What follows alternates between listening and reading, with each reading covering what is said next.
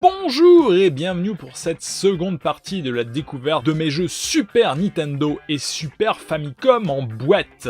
Mais avant de démarrer, si vous le voulez bien, pensez à vous abonner à la chaîne, pensez à activer la cloche afin de ne louper aucune des futures vidéos d'Old School is Beautiful, pensez à tout ça afin de me faire énormément plaisir. Je vous dis merci d'avance et je vous fais plein de poutous avant de démarrer le jingle. Et je vais commencer cette vidéo par deux jeux que je connais à peine, puisqu'il y a une époque, pendant les brocantes, je ramassais les jeux Super Nintendo par paquet de 12 pour le prix d'un paquet de carambars. Le premier, c'est Cybernator, qu'on connaît mieux avec les rééditions sous le nom de Assault Suit Vulcan. C'est dur à dire. La boîte argentée du jeu que je possède est assez abîmée, et contrairement au Sparkster de chez Konami, aucune pastille Konami Golden Games n'apparaît. Pour voir à quoi ressemble cette pastille, n'hésitez pas à aller voir le précédent épisode, bien entendu. Je ne possède pas la documentation du jeu et la cartouche ne mentionne pas Konami sur l'étiquette, mais Palcom Software. J'ai toujours eu du mal à comprendre ces subtilités d'édition. Cybernator, c'est du Konami, c'est beau, et j'en sais pas beaucoup plus en fait. À chaque fois que j'ai essayé d'y jouer, je ne sais pas pourquoi, j'ai pas vraiment accroché. Et ça fait un moment que je dois faire une vidéo redécouverte de ce jeu sur la chaîne, parce que je me demande vraiment si ça vient de moi, ou si ça vient du jeu. J'ai pourtant bien apprécié Gigantic Army sur Switch, qui quelque part y ressemble. Mais il y a quelque chose dans Cybernator qui fait que pour le moment, on n'est pas insisté sur le jeu. Et si je le garde dans mon bazar, c'est parce que c'est un jeu Konami de l'époque, et que quelque part, c'est moi qui dois déconner de pas réussir à l'apprécier plus que ça. Autre jeu que j'ai jamais vraiment testé, c'est ce Battletoads in Battle Maniacs.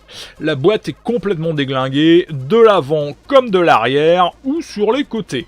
Mais la cartouche est en bon état et la documentation couleur est plutôt jolie avec des dessins des crapauds, des screenshots d'écran ainsi que des dessins monochromes des différents ennemis et chaque ennemi possède sa propre description. Ça, c'est plutôt sympathique. Et encore une fois, celui-là je le garde pour le moment parce que justement, j'ai pas d'avis tranché dessus. J'ai bien aimé la version NES qui est d'une difficulté assez sauvage, donc je me dis que celui-là il devait être pas mal. Je pensais d'ailleurs avoir l'épisode Battletoads vs Double Dragon, mais j'ai découvert que je ne l'avais pas, tout du moins en boîte. Alors soit je m'en suis séparé, soit je l'ai en loose. Et preuve en tout cas que j'ai encore des choses à découvrir dans tout ce merdier, donc attendez-vous à voir sur la chaîne se pointer quelques vidéos Super Nintendo dans peu de temps je pense. Autre magnifique jeu Konami auquel j'ai très peu joué, quand je me dis que trop de jeux tuent le jeu, en voilà la preuve, et plus précisément ce Batman Returns. Hélas, la boîte a aussi bien morflé, avec une photo retouchée de Michael Keaton en façade. Par contre, la documentation, elle, a un vrai dessin à la main de ce même Michael Keaton. D'ailleurs, la documentation en couleur est intéressante, car on se rend compte que les possibilités de jeu et de mouvement sont assez complets, et qu'en plus, le jeu possède aussi des phases variées de plateforme et de pilotage de voitures. Et souvent, quand j'entends parler des jeux Batman, j'ai un petit frisson de peur qui me parcourt l'échine. Parce que s'il y a eu de bons jeux Batman, il y a eu aussi pas mal de choses médiocres. Mais celui-ci est loin d'être désagréable. Il prend la forme d'un fuck them all. Oui, comme j'en ai marre de la guéguerre entre les adeptes du beat them all et du beat them up, moi j'appelle ça dorénavant des fuck them all, et au moins personne ne sera d'accord. D'ailleurs, c'est une expression que j'ai piquée à Turk182, et je vous conseille d'aller lire son blog. Et si vous voulez appeler ça des fuck them up pour me faire chier, eh bien faites-le, parce que moi ça me fera bien rigoler. Bref, tout ça pour dire que ce fuck them all possède un bon gros sprite de Batman à contrôler qui distribue des patates de forain à qui le voudra bien. Entre autres, parce que comme je l'ai dit, le jeu dispose aussi de parties plateforme et de courses en Batmobile. Et je me répète, pour une fois, la documentation sert, car la palette de possibilités des coups de Batman est vraiment variée. Et on continue avec ce shoot très célèbre de Konami qui est Axelay. Boîte de jeu avec logo Konami, argenté plutôt joli, cartouche classique qui reprend l'artwork et documentation couleur montrant les différentes armes et les différentes phases de shoot 'em up. Axelay est un shoot qui utilise à fond le mode 7 de la Super Nintendo. Eh bien c'est faux! Cet effet de rouleau n'est pas généré avec le mode 7. Pas du tout, c'est plus du raster effect. On fait évoluer la position d'une ligne à l'écran à chaque balayage. Si vous voulez comprendre plus précisément et de manière compréhensible l'explication, je vous envoie chez Upsilandre. Upsilandre qui d'ailleurs a développé une démo d'Axelay avec le même effet mais sur NES. Oui, la grande sœur 8 bits de la Super Nintendo a le droit au même effet d'Axelay que sa petite sœur. À part ça, Axelay, techniquement, il pète, hein. Qu'est-ce qu'il m'emmerde! Ouais, je sais, je vais encore me faire traiter de pauvre blaireau dans les commentaires, et vous vous ferez de nouveau bloquer immédiatement dans ce cas. Je ne sais pas si c'est le système d'armement ou la représentation du niveau 1 qui est pour moi assez what the fuck, mais il ne m'a jamais donné envie de pousser plus loin. Ce qui est une véritable connerie, car les niveaux suivants sont en scrolling horizontal, c'est d'ailleurs pour cela que je garde le jeu. Pour qu'un jour, dans une seconde ou une troisième vie, je prenne le temps de me poser et d'y jouer pour apprendre à l'apprécier. En tout cas essayer, hein, comme tant d'autres jeux.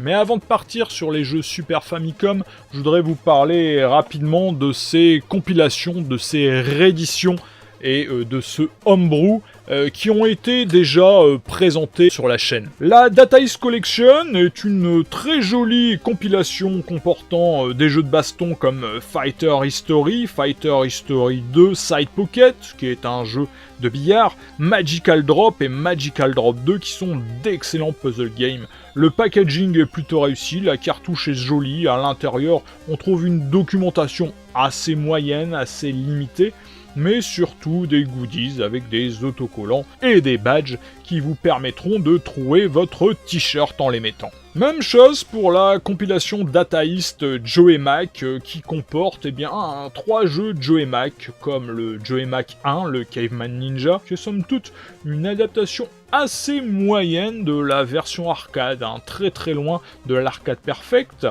Sa suite, Congo Scaper, ainsi que Joe et Mac 3, Lost in Tropics. Côté packaging, on a affaire à la même chose avec des goodies, comme encore une fois un autocollant, et des badges, encore une fois, qui vous permettront d'abîmer vos t-shirts en les épinglant. Et puis déjà testé sur la chaîne Sydney Hunter and the Cavern of Death, édité par Collector Vision, distribué par Pixel Art, programmé par Alec Moll. Je vais pas revenir là-dessus, j'en ai parlé déjà de nombreuses fois sur la chaîne. N'hésitez pas pour ces 3 jeux à aller faire un tour dans les vidéos dans la playlist Super Nintendo pour voir de manière très détaillée à quoi ça ressemble. Et on attaque les jeux Super Famicom en boîte avec un puzzle game qui est un véritable bijou pour moi. Il s'agit de Super Bombliss et voyons plus en détail la boîte. Première surprise, l'artwork du jeu est à l'horizontale sur la boîte Super Famicom. Car comme vous le verrez, ce n'est pas systématique, de très nombreux jeux demandent de mettre la boîte à la verticale pour les apprécier. D'ailleurs, l'arrière de la boîte demande à être à la verticale pour être lu. La cartouche a encore son plastique de protection, et la documentation, hélas en japonais, forcément, explique toutes les subtilités de ce fabuleux jeu. Super Bombliss, ça reprend le principe de Tetris, sauf que faire une simple ligne ne suffit pas. Il faut que la ligne présente des bombes pour qu'elles explosent et ainsi détruire une partie des autres briques. Plus vous faites de lignes en simultané, plus le rayon de destruction des bombes est grand. Le but étant de vider à chaque fois l'écran en utilisant le moins de pièces possible. Le game over vient si vous atteignez le haut de l'écran ou si vous utilisez plus de 100 pièces pour vider l'écran. À tester absolument, ce jeu est un délice. Un délice contrairement à Panel de Pont, et je pense encore une fois que je vais me faire des copains. Panel de Pont qu'on connaît en Europe sous le nom de Tetris Attack. Comme vous pouvez le remarquer ici, l'artwork est à la verticale sur la face avant de la boîte, comme sur la face arrière d'ailleurs. Pour ce qui est de la cartouche, bon, c'est du classique qui tâche, d'ailleurs, elle est bien sale, et je ne possède pas la notice. Ensuite, comment décrire le jeu ? Bon, c'est une sorte de match-free matinée de je ne sais pas trop quoi. Pourtant j'aime beaucoup les puzzle games, mais celui-là, il me passionne absolument pas. Est-ce que c'est parce que je le trouve trop simple, ou que je me suis trop mangé de match-free ? Enfin, ce que j'appelle match-free, c'est les jeux mobiles ou les jeux genre Puzzle and Dragon. Je saurais pas dire quoi en fait, pourquoi ils m'emmerdent. Je le garde parce que j'ai peu de jeux Famicom, mais j'avoue j'aime bien le format de la boîte et les illustrations quoi. Je le garde vraiment pour l'objet. Par contre, le jeu suivant, c'est un petit bijou graphique du duo Disney-Capcom, et ça s'appelle Magical Quest 2 The Great Circus Mystery. Ah, la boîte est pas dans un état miraculeux, mais disons que c'est potable. Les screenshots à l'arrière paraissent un petit peu ternes, parce que en jeu, c'est beaucoup plus coloré. La cartouche aurait besoin aussi d'un bon nettoyage, mais la notice est très jolie avec des dessins qui me font penser au journal de Mickey de mon enfance. Bien sûr, le reste étant en japonais, je ne peux qu'imaginer les possibilités du jeu en voyant que Mickey et Minnie portent des costumes différents, certainement pour varier les actions possibles. Et là j'ai honte, j'ai très peu joué au jeu. Alors pour ma décharge, j'en ai fait l'acquisition qu'assez récemment, 2 ans on va dire. Et je n'ai pas d'excuse, car je dois posséder aussi la version Game Boy Advance. Donc là concrètement, on est sur de l'achat compulsif. Jolie boîte japonaise, jeu Capcom, licence Disney, vendu pas trop cher en plus, craquage de slip quoi. Et on termine avec un jeu acheté à la RGC de l'année dernière, le Super Mario RPG. C'est une version japonaise, comme on peut le voir sur la boîte, où tout est écrit en japonais, et je ne possède pas de documentation. De toute façon, en japonais, je n'y aurais rien compris. Mais si on regarde de plus près la cartouche, une petite étiquette indique le prix d'achat, que j'ai même payé encore moins cher d'ailleurs, mais aussi que c'est un cart mode. Car, effectivement, c'est un cart mode en français du jeu. Mais pour le moment, je n'ai glissé la cartouche dans la console que pour vérifier son bon fonctionnement, car j'avais déjà trouvé un cart mode de jeu dans un cache converter en vacances en Bretagne, je crois, mais celui-ci n'était pas fonctionnel. Ce nouvel achat fonctionne, mais j'avoue n'avoir pas encore testé si la fonction de sauvegarde était fonctionnelle, ce qui serait vraiment très con en le cas contraire pour un RPG. Et voilà, on a fait vraiment là le tour de ce que je possède en boîte sur Super Nintendo et Super Famicom. Comme vous pouvez le voir, pas mal de jeux que je garde pour leur marque, pour leur aura. Pas mal de jeux que je dois approfondir parce que même si c'est du Konami, j'accroche pas forcément automatiquement. Donc ces jeux, un jour je les réessayerai peut-être même pour la chaîne. Et si effectivement je n'accroche pas et ils ne me plaisent pas, ils me quitteront. Je leur dirai au revoir et j'espère qu'ils tomberont dans des mains expertes qui sauront les apprécier. Ce qui est sûr, c'est que par rapport à la première vidéo, je vais garder tous les classiques. Les Zelda, les Super Bomberman, les Super Mario Kart, tous les jeux qui ont un lien très fort avec des moments agréables de ma vie que j'ai pu partager avec des potes. Voilà, c'est pas plus compliqué. N'hésitez pas à me donner vos avis sur Cybernator, Axelay, Magical Circus, si vous les avez testés. Tous ces jeux finalement qu'il faut vraiment que je redécouvre à un moment ou à un autre. Et je le répète, j'aurai certainement l'occasion de me refaire un avis en vidéo. Oui, je sais, je radote, mais que voulez-vous, ça va pas s'arranger de toute manière. Et sur ces belles paroles, il me reste plus qu'à vous remercier d'avoir regardé cette vidéo jusqu'au bout. Je vous souhaite encore plein de bonnes choses, et je vous dis tout simplement à bientôt sur Old School is Beautiful pour de nouvelles vidéos. Ciao, bye bye.